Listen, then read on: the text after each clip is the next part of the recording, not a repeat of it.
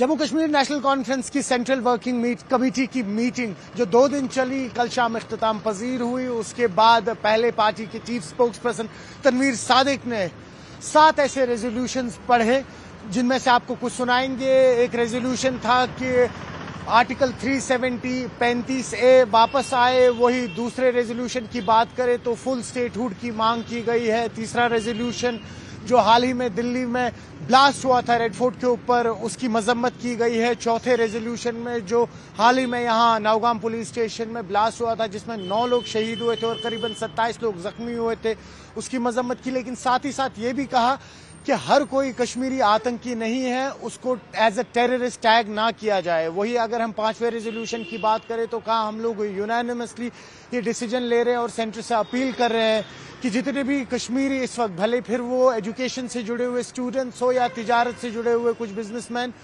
उनको परेशान ना किया जाए। और वही एक और रेजोल्यूशन जहां पर उन्होंने कहा कि आने वाले 4 साल जो अब एनसी गवर्नमेंट के हैं, इसमें हमारा पूरा समर्थन सीएम उमर अब्दुल्ला को रहेगा।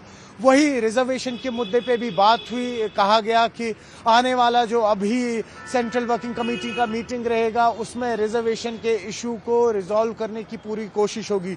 डेली वेजर्स के हवाले से जब बात की गई तो डेली वेजर्स ने कहा, सीएम उमर अब्दुल्ला ने खुद कहा कि डेली वेजर्स का जो मसला है ये आज का नहीं है, एक बहुत पुराना मसला रहा है।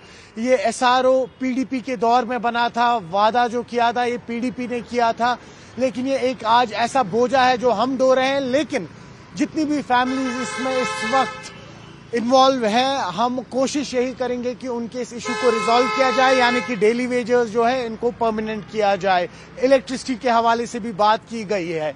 तो कुल मिला के बात करें तो ये एक जो वर्किंग कमेटी की मीटिंग रही 2 दिन की, एनसी की कई सारे बातें इसमें डिस्कस हुई। दूसरी खबर का रुख करेंगे तो सुनने में आ रहा है सूत्रों के हवाले से कि आने वाले दिनों में नेशनल कॉन्फ्रेंस के तमाम एमएलएज एलजी मनोज सिन्हा के जम्मू के राजभवन निवास पर एक पुरअमन प्रोटेस्ट करेंगे। जितनी भी मांगे इस वक्त उनकी है, स्पेशली जो ये ड्यूअल सिस्टम चल रहा है, कंट्रोल जो चल रहा है उसके हवाले से, तो वो कहीं ना कहीं पुरअमन प्रोटेस्ट करेंगे, अपनी मांगे सामने रखेंगे। आप जानते ही हैं कि सीएम उमर अब्दुल्ला ने कल खुद कहा कि कई सारे ऐसे डिपार्टमेंट्स है इस वक्त जिसमें JKAS ऑफिसर्स की नियुक्ति होनी चाहिए रूल्स के हिसाब से। उन्होंने 2019 रीऑर्गेनाइजेशन एक्ट को कोट किया, कहा कि लेकिन ऐसा नहीं हो रहा है। उन्होंने कुछ एग्जाम्पल्स दी, जिसमें से उन्होंने बाबा गुलाम शाह फरीद यूनिवर्सिटी की बात की, साथ ही साथ उन्होंने इस्लामिक यूनिवर्सिटी की बात की। कहा कि इन यूनिवर्सिटीज के चांसलर हमेशा चीफ मिनिस्टर हुआ करते थे।